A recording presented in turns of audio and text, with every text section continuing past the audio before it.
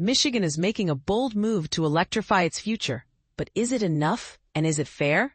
Over $1.84 million is being poured into installing 201 new EV chargers at 31 apartment complexes across the state. This is a huge step, but it also raises some critical questions about accessibility and equity. The funding comes from the state's Clean Fuel and Charging Infrastructure Program, CFCI, a key piece of Michigan's ambitious plan to support 2 million electric vehicles by 2030. This initiative is directly tied to the MI Healthy Climate Plan, which envisions a carbon-neutral Michigan by 2050.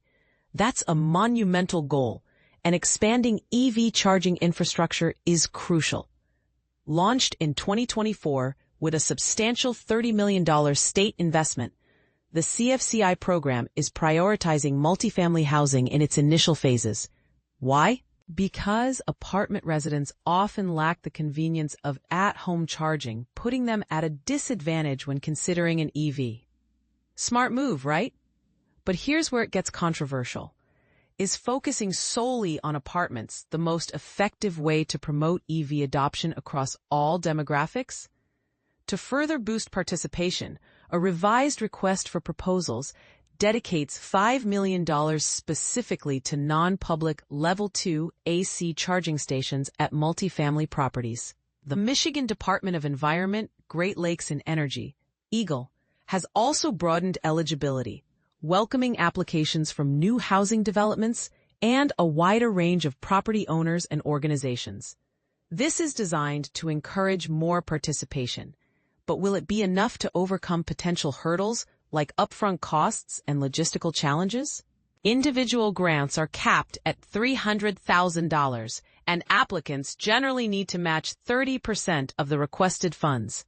However, projects located in environmental justice communities get a break. The matching requirement is waived. This is a great step towards equitable distribution. But is it enough to truly level the playing field for disadvantaged communities? And this is the part most people miss. The grants aren't just for apartments. They can also be used for charging stations for fleets, public transit, and even to fill gaps in fast charging networks outside designated alternative fuel corridors. This broader scope is essential for a comprehensive EV infrastructure. To be eligible, projects must focus on deploying Level 2 AC EV charging stations at new or existing multifamily properties. Also, every applicant needs a unique entity identifier number from the System for Award Management website. Keep in mind, applications are accepted and processed on a first-come, first-served basis until the money runs out, and all funds must be spent by September 30th, 2027. So, time is of the essence. So far, the first 2 rounds of the CFCI program have awarded $1.22 million for 21 projects and $626,200 for 10 projects, respectively. As an example, Epic Property Management in Monroe County received $79,139 to install 6 charging stations. These early successes demonstrate the program's potential, but we still have a long way to go. EGLE plans to release another request for proposal soon, this time focusing on public charging. This is welcome news, as readily available public charging is vital for long-distance travel and for those who don't have access to charging at home or work. Now, I want to hear from you. Do you think this initiative is a good use of state funds?